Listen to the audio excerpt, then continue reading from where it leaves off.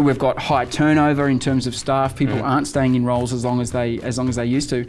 And what's happening is we're losing a lot of that information and a lot of that knowledge from within an organisation. And it's not being shared, it's not being learned. So again, it's fundamentally broken, and I guess that's how we were able to get inside that, to think, look, there's got to be another way, something here that needs to be solved. As I suggested earlier, take this very small bite-sized piece of learning and you do that over time. And so rather than spending 45 minutes doing a piece of work, you'll break that up and do it over a course of a number of sessions. Yeah. And you can do it right there on your smartphone. You can do it on the bus on the way to work. You can do it while you're at work. And it's actually better learning. You'll actually start retaining some of that information. And I think not everything has to instantly happen at once. I think keeping your head on your shoulders and making sure you go, I think, with your gut on where you are and what you're ready for, I think is really important. Today, I'm joined by Darren Winterford, the founder of EdApp, which is a micro-learning platform that's revolutionising the way that education is both delivered and consumed on the go. It's a fantastic conversation because we talk about innovation in the education space, both past and future. We hear about how Darren and EdApp have just received $4 million funding from Safety Culture, and also Darren shares his top resources to help you grow your business. Let's get into it. Hi everyone, welcome to today's episode of the Make It Happen show. I'm joined here by Darren Winterford. Darren, how are you doing? Good, thanks. Thanks for having me. Darren's the founder of EdApp, which is a revolutionary mobile education application. You're coming to 5 years old. That's right. You're up to now serving up 35,000 lessons a day. That's right. How on earth have you made that happen? Yeah, well, we were extremely lucky, I would say. We saw a really big opportunity in enterprise, at the big end of town. In corporate education. We've all worked in those jobs where, you might onboard or you might have to do some learning in the course of your career. And it's very much, a case of next, and, extremely boring flash file presented to you and 45 minutes of hell. Yeah. That system really, we found just, doesn't work. You've got people there that leave it till the last minute, till the last possible second that their manager says, hey, you need to do that piece of learning. And it's very much that old system of manager says to employee, hey, you've got to complete this piece of learning. And so we looked at that and thought, there's got to be a way for today's, society and today's workplace that people actually want to learn in a corporate environment. There are people out there that actually are genuinely passionate about their jobs. And, we've got high turnover in terms of staff. People aren't staying in roles as long as they used to. And what's happening is we're losing a lot of that information and a lot of that knowledge from within an organisation. And it's not being shared, it's not being learned. So again, it's fundamentally broken. And I guess that's how, we were able to get inside that, to think, look, there's got to be another way, something here that needs to be solved. Yeah, it's interesting because people are inherently very, very curious. Like That's when right. you're going to try and learn about something that you are interested in, like you'll go down that rabbit hole and watch YouTube videos on it. And it's funny you say YouTube because, in the 80s and 90s, these kinds of, that industry, it's sometimes referred to as an LMS, a learning management system.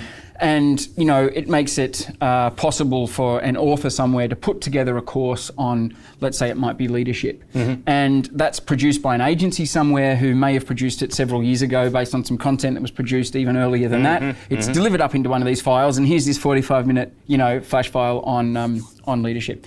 Now, what happened with the advent of YouTube and Google, etc., is people were like, well, if I'm going to learn at work, if I'm going to learn about leadership principles, I'm not going to, learn in the company LMS. I'm going to jump into YouTube. Yeah, and just follow their interest. And there'll be a TEDx talk, or there'll be something that's far more relevant that'll help me coach a team than something that's being provided to me, by my company. And so that's again, a signal for the need for something that's used in the corporate workplace that does really provide, a platform for this distribution of corporate education material that's much more modern, much more relevant, and can come from your peers as opposed to something that's come necessarily from down on high. Yeah. So you've seen this big opportunity, right? Yep. We've got to deliver education in a much more compelling way. And then, so how was EdApp born to leverage that opportunity? So we initially started out focused on helping. It was like a sales enablement tool, really, to try and help salespeople talk to their customers. And we thought it was enormously successful. And I guess that was one lesson for us, is we actually thought, we were doing all the right things. And we were lucky that a customer brought in one of the large consulting firms just to do some analysis on whether or not our tool, was actually working.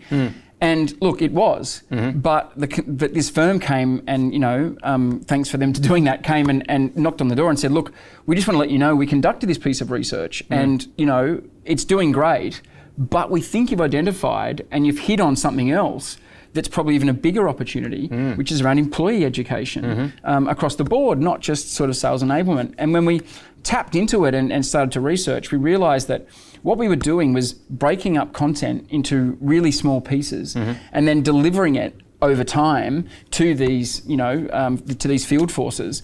And as a result of them going through that with customers, they were retaining that information. And then they were able to start recalling these core concepts. And that's where, this firm pointed out, maybe you want to be having a look at that space, because employee engagement and employee education is super, super difficult and no one seems to have cracked it.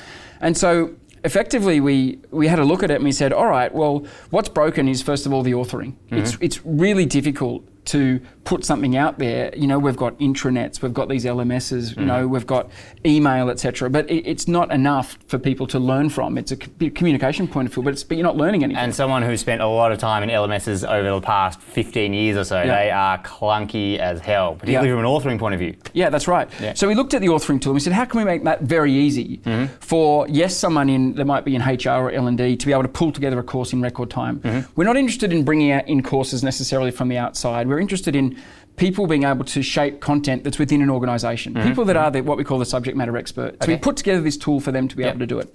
Then we want to make sure it's able to be consumed in a way that we all like and it's something that we're all familiar with, which of course is the smartphone. So we put together basically this delivery vehicle, which is an app that talks to you whenever you've got some learning that's required. And you, as I suggested earlier, take this very small bite-sized piece of learning and you do that over time. And so rather than spending 45 minutes doing a piece of work, you'll break that up and do it over a course of a number of sessions. And you can do it right there on your smartphone. You can do it on the bus on the way to work. You can do it while you're at work.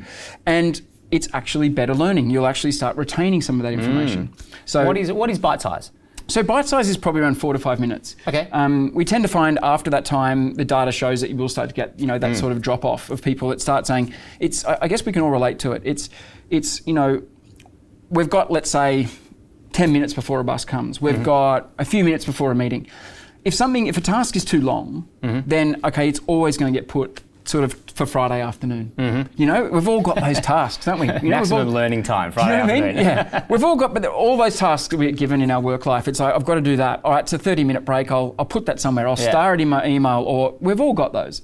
And what this tries to do is say, okay, here is a 5-minute break. Here is an opportunity for you to quickly jump in and top up your knowledge on this particular topic, which is important for you at work. And so there is a relationship between the learner and the author to make sure that they're clearly told, this is only going to take 4 minutes. Okay, well, I can definitely look at that now. But we understand that it takes more than that. And that humans sometimes do need a bit of a push along. So what we also do is we've brought in a large amount of gamification. And so within that learning, embedded in that learning are small games. We've tried to make sure that whatever you're trying to teach, so it's very content agnostic, that you can make it very game-like. And that's one of the great things about the platform. And so when you're engaging, you're earning this virtual currency called stars. And what your employer does, just to give you that nice little motivation, is they upload typical gift cards, like your movie vouchers, coffee vouchers, Apple, iTunes, Amazon, etc. And what we do is we run this continual game of chance in the background, or game of skill, where they'll earn these stars for taking their learning. They'll even earn them for opening the app each day, for example, and they can go on streaks, etc., etc. And then they can use those stars to try and bid against their other cohorts to try and win those prizing. So there's also this little fear of missing out, which really works. Even if the prize is a cup of coffee, it works because people, go onto a leaderboard and they say, hey, I won today. So, talking here about your Pong leaderboard, I'm not sure if that's something you talk about on on camera. I'm sure very important leaderboard here. Very important leaderboard. It works in exactly the same way. And so you do find that there are people that are, making sure they're keeping up also because there is a little bit of this FOMO. There's other people in their workplace also sharing and, getting through that particular types of work. Yeah, well, you touched on all the core elements there of gamification, isn't it? There's like constant small rewards. That's it. You're working towards some bigger prizes. That's it. Instant gratification. So that gets delivered straight away. And we find in the retail sector, it works brilliantly. We have a lot of retail clients around the world. Here in Australia, for example, Pandora, the jewelry company, they've got somewhere between 3,000 and 5,000 staff. You can imagine, relatively high turnover. It's retail, but they've got a very intricate product, a particular way they like to sell the product. They're very, proud about, the product being Danish, etc. So a lot of things they need to get across to a workforce that probably has quite a high turnover. And so the product is perfect in that regard because you've got young millennials coming in, onboarding, using Ed to be able to get across all of their ways of selling and what they understand about the product and how they would like it sold. And of course, every product drop that would occur, in that sort of typical retail environment. And straight away, we hear back from those particular learners that look, daily they're sort of checking Snapchat, they're checking, Facebook, and then they're checking EdApp. And that's what we're trying to drive. If they're opening EdApp first thing in the morning, along with all their other social media ones, you've really ingrained it in their life. And I mean, that particular client, I think they're enjoying something like 90% completion rates. They can't, they put up some courseware and it's consumed straight away. So, we've got some clients that will talk about we touch more people in their organisation than their intranet. And their biggest battle sometimes is keeping other departments off because they want to keep it as, this very pure, learning environment. And we'd like to take it a little bit further as well and say, okay, we've provided this tool that enables subject matter experts within an organisation to quickly put together a lesson for the benefit of everyone. But also on the device itself, because we're so mobile focused, you can flip the device around, which has got a brilliant camera on it, and record yourself making a contribution to some courseware. So great. The point is, and we'll be rewarded for that. Guess more what? Points, more points. So therefore stars and therefore prizing. So it really does come full circle that we're trying to make sure that we think that a lot of companies inherently have the skills internally. They're just sometimes focused in other areas of the business or an area of the business that you may not be present in. And so that idea around, peer learning, which actually, as we sit here, I guess is exactly what you're about. That's what we're trying to encapsulate as well, is this idea that learning can come from the center, it can come from within, but can also come from outside. And we've got, some great examples. We work with Mercedes-Benz, in very big markets like North America. And there we're talking about tens of thousands of learners.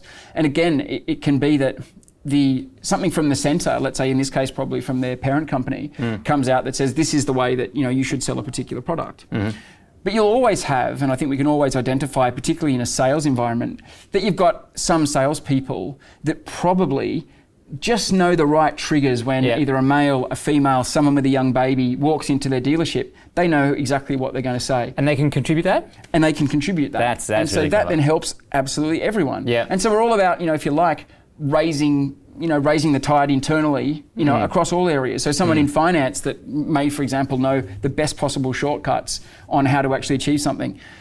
These are lessons, if you like, or knowledge that can't be taught from an external library. You can't go and subscribe to a library, which has been in the past a very easy way out for L&D departments. Just go and buy that catalogue on leadership. That'll be fine. You get all the courses you could ever possibly need that aren't really relevant to anyone. And as a result, their subscription rates are very high and the penetration is super low. So you've talked about the adoption of the education. I can absolutely see it getting ingrained in the way people go about their work and completion rates. But what kind of business benefits do some of these companies get? I know it's probably a bit hard to quantify. Oh no, it's not actually.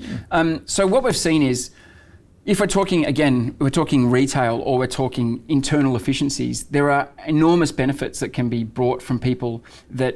If we're talking in a sales perspective, for example, if someone walks into a store, for example, or someone is ringing a call center, there's nothing more frustrating than a person that doesn't know what they're talking about. And worse, it's when the customer knows more than the person in the store because they've done their research on Google or on YouTube. And so, we know the statistics on, those sorts of visits that come in and, oh, look, you don't know what you're talking about or you can't help me, on how much revenue loss there is there.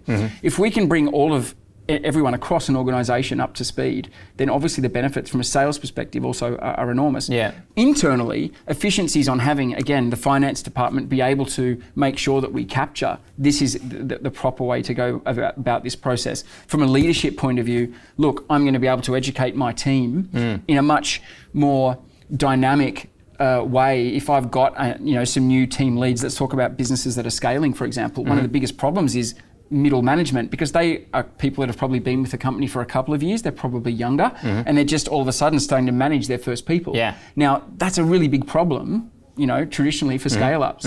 And so you can use a tool like this. So as an entrepreneur, you can sit back and say, okay, I know that I can capture what I would like to get across to my team leads. They can then do the same thing to be able to use that tool as those businesses scale.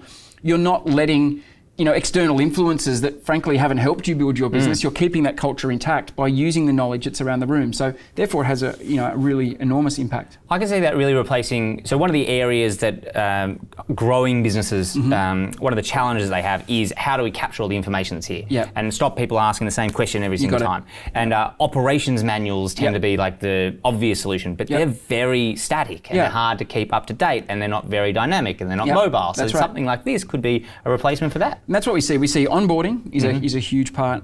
Compliance training, which sometimes is needed, sometimes not the most fun content in the world, but definitely is needed. Product training, absolutely. If you're a scale up, again, we're talking about sales stuff, we're talking about processes, all of that. The real risk sometimes is, it could be in jeopardy. So we can take care of all of that. Yep. So I guess they're sort of, and then the soft skills, I don't like calling them soft skills, but that's what they're referred to. Your leadership, your negotiation, all of those things that sort of go cross department. Again, all of that can be also captured in there and released. And honestly, I think when people see good content, they realise, how much they haven't had anything like that in the past. There has been this void, and they have been going out to, the YouTubes and the like, because they haven't found anything that'll solve those problems for them. On the back end, are you starting to gather a lot of data and information about what makes for good content? Oh wow, that's a great question. So within the authoring tool, one of the unique things is that we use.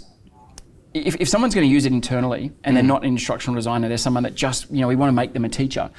What we've put together are these templates that they just drag and drop like PowerPoint. And that effectively makes a lesson, and they're highly interactive and beautiful, and we take care of that for them, but they just need to hang their content on it. Now, with the numbers of lessons that were being consumed per day, we get a lot of data back on what completion rates look like, where people get stuck, where also knowledge is retained. So I need to explain a little bit about that in a second, but what we can tell is what actually structure is a great lesson. So in fact, we can let the data start to tell us what does a good lesson look like, and in fact, what's the best possible lesson look like. So the data we're actually able to give back to authors or subject matter experts to actually say, we're going to hold your hand through this. This is actually the perfect structure. Do you have a video? Perfect. Put that in there, that's 30 seconds long. We're then going to ask a couple of assessment questions just to make sure they understand what they're talking about, and then we're going to play a small game. And that works beautifully. Then what we have in the platform is something called Brain Boost. And it's a form of what's called spaced repetition. I'm not sure if you know what spaced repetition is. Vaguely, run us through it. Have you ever used Duolingo?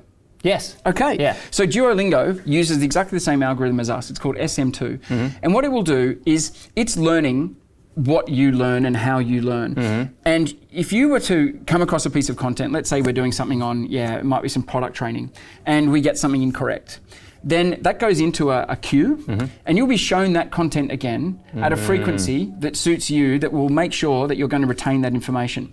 So basically, your employer can say, right, we want to identify these topics are things we want everyone across the business, or someone just in sales, or someone just in engineering, to keep top of mind, to be able to recite, to be able to recall.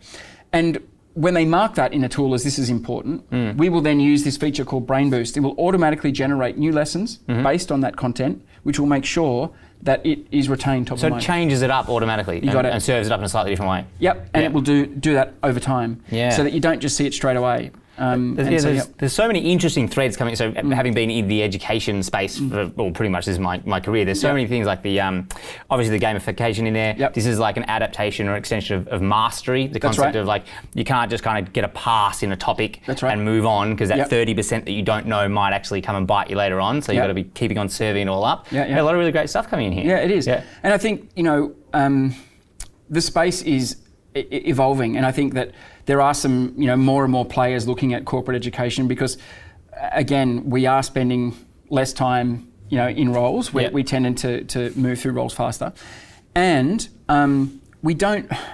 It's very dangerous to have a lot of that knowledge leave when someone walks out the door. So it's really about making sure that everyone can identify in their workplace, who those people are that, hey, he's particularly good at that and she's actually fantastic at Y. And from a management point of view, actually, that's really useful to know, like, who are the hubs of knowledge? Who are the ones that can articulate to others how the business operates? Like, you're going to want to look after them. That's right. And that's one of the things we're really focused on is this peer creation, because you want to say, okay, someone over there that may not be highly visible, let's say in today's environments where people are working from home and traveling a lot, etc., that are creating some courseware very simply using a camera, built in the device.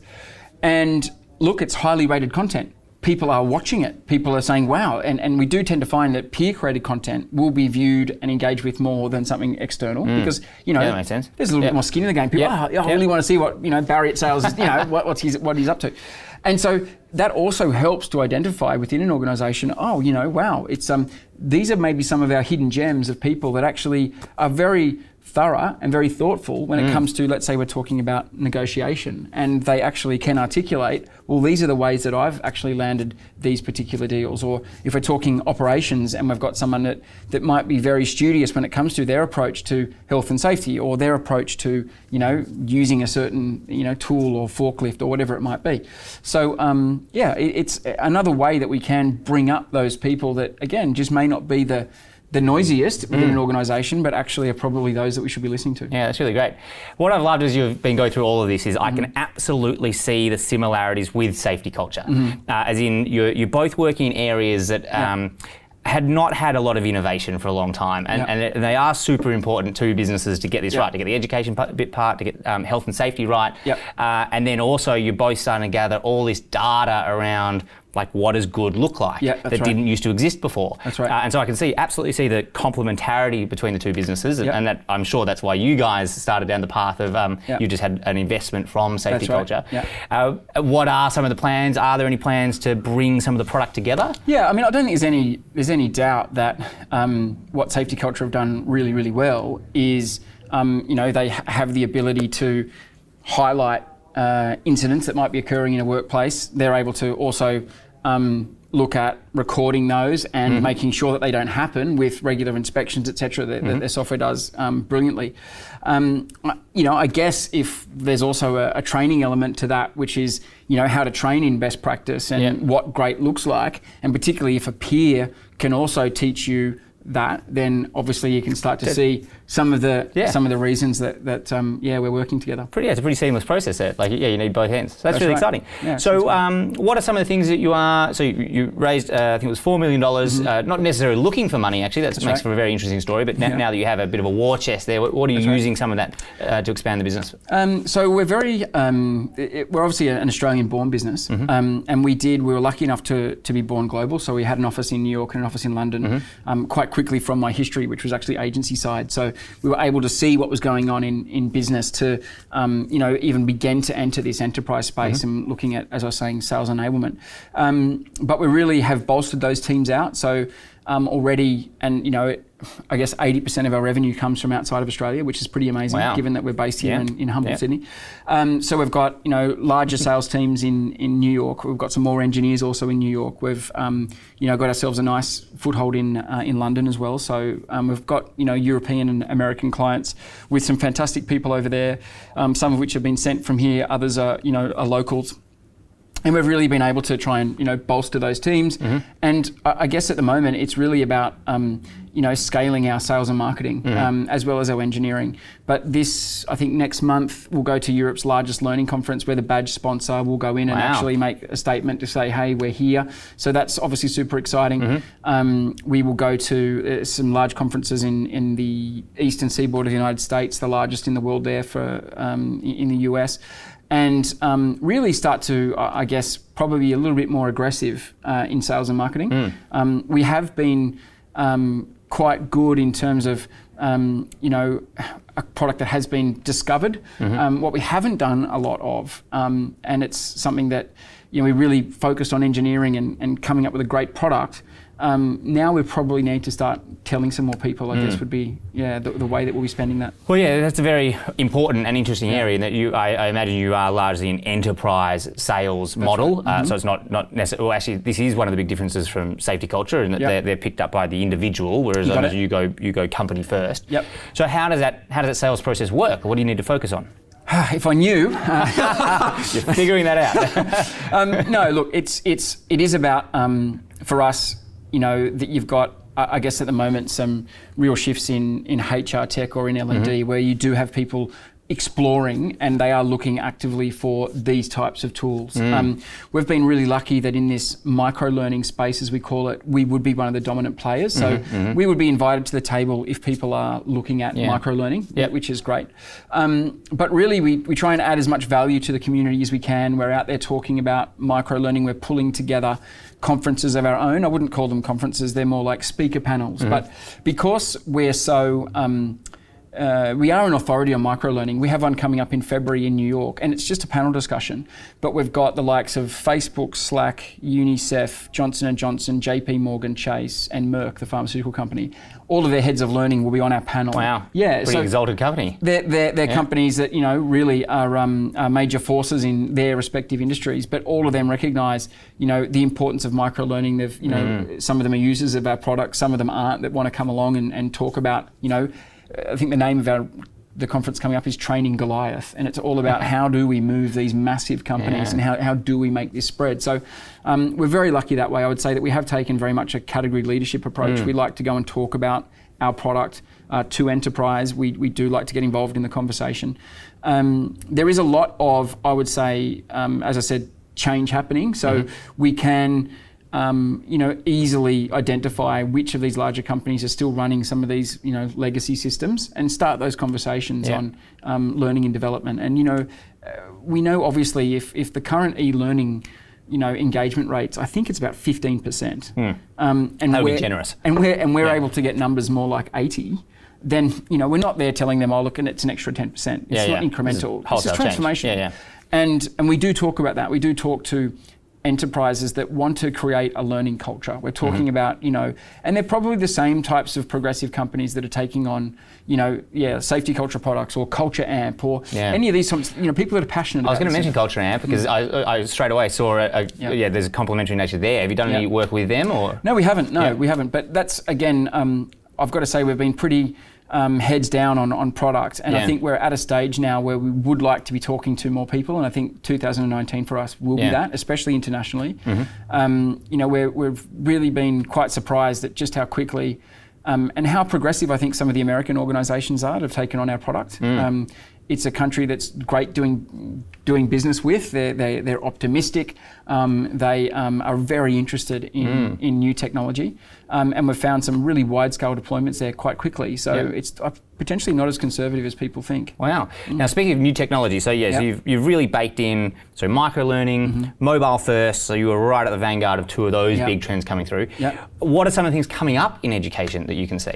Well, I think from immediately, I think looking at machine learning is definitely going to be something that will be interesting for learning. If we go back and talk about our template-based approach. Not that the machines can learn so that we don't have to. That's right. But how they can help make learning better, I think is the key. And I think if we look at the way that our tool is structured, we're very much getting set for the ability to really be able to guide authors. So if we can make authoring easier, and we can make the experience for the learner better, then everyone's going to win. And ultimately, our tool is very well set up to start saying, okay, well, actually, subject matter expert, or just give us the content, just tell us what you know, and we will tell you the best way to teach it.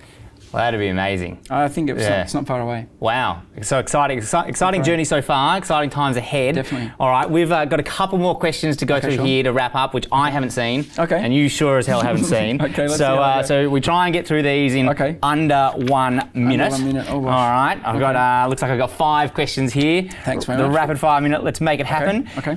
What has been your most satisfying moment in business so far? probably recruiting key personnel and been absolutely stoked that they joined me. Fantastic, and that is such a common thread through everyone we're talking about. Really, that's awesome. If other people come with you, that's most important. That's a win. Excellent. Would you rather never use a search engine or social media again? Social media. It's gone. All right, what's something new that you've learned in the past year? Something new that I've learned in the past. Oh, you would have learned everything. Let's call it this year. Yeah, let's talk the last 2 months. I think that we've had a lot of interesting discussions with people, senior in business, about probably team building and taking people with you. And I think the most interesting thing I've been exposed to are some of those practices on surrounding yourself with and motivating senior management that can really help you go from incremental growth to that sort of 5x, 10x that people are looking for. Fantastic. All right, if you had the chance to start EdApp again, what would you do differently? What would I do differently? I mean, it wouldn't be much. We've been, I think you learn from some of the bumps, and I think, I wouldn't take away anything. I've really enjoyed the experience. Maybe some of the late hours dealing with, the other side of the world. So maybe one thing I'd learn is, go and base yourself over there. but in reality, you love being an Australian. You love being on the phone at 2 a.m. It's what makes it, all the more fun. And those bumps along the way, that's where you really learn the lessons. That's if you're not going to go through that, it's like our lack of seasons here in Australia. Sometimes you've really got to go through a deep winter to really appreciate the summer. Whereas we just all walk around here like, oh yeah, it's all great. Good. Oh, it's warm today, right? And you're like, really? I didn't notice. All right, and for entrepreneurs out there who want to start embracing tech and data in their business, what's the first thing they should do to make that happen? I think they should do some reading. I think there is so much great material out there. Subscribe to your blogs. I can recommend a few. What are your top go-to places? I would look at, if you're in ad tech or anything tech related, look at Mobile Fix, which comes out on a Friday. That's out of the UK. I would subscribe to some of the most smartest people, fortunately or unfortunately, are in VCs. So there's a guy called Ben Evans. His blog is fantastic. That's really worth looking. Benedict Evans, I think it might be, if you search that. CB Insights? I used to have a look. I haven't recently. My favourite newsletter. Good one, okay. Super geeky. CB Insights, I'm looking at that. And I think that's where, forming your own opinion and reading and assessing for yourself where you think things will go. I think that there's certain stages that are right for you now. And I think sometimes people instantly go to the headline, and I think not everything has to instantly happen at once. I think keeping your head on your shoulders and making sure you go, I think, with your gut on where you are and what you're ready for, I think is really important. So I would try and be the person in the room that maybe doesn't know the most, but you certainly should know what you're talking about. Excellent. So main bit of advice is get in there, learn as much as you possibly can. Absolutely. Yeah, excellent. Darren, because everyone's got that time, right? But fortunately, I hear there's a really good app that you can learn on the go. That's right. Excellent. Darren Winterford, thank you very much for coming in and having a chat with us today. Absolutely awesome to have you on the show. Thanks. We'll see you soon. Thanks for tuning into this episode of the Make It Happen show. I hope you enjoyed the conversation. And it doesn't need to end there. We've actually gone and grabbed a whole bunch of extra resources for you. Behind the scenes footage, videos from this and all the other episodes, as well as show notes that you can grab for free. Just head along to www.the-entourage.com/podcast and you can grab all those extra resources. Thanks for tuning in, and I cannot wait to introduce you to our next guest on the next episode.